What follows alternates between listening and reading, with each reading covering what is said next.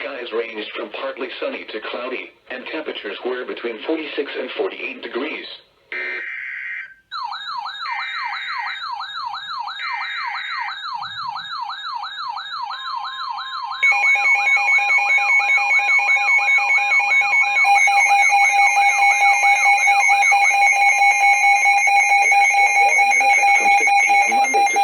Tuesday. What? Heavy snow expected. Total snow accumulations of 6 to 10 inches. Winds gusting as high as 35 miles per hour. Where? In New Jersey, Sussex. In Pennsylvania, Carbon and Monroe. When? From 6 p.m. Monday to 6 p.m. Tuesday. Impacts. Travel could be very difficult.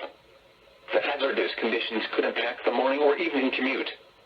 If you must travel, keep an extra flashlight, food, and water in your vehicle in case of an emergency. The latest road conditions for the state you are calling from can be obtained by calling 511.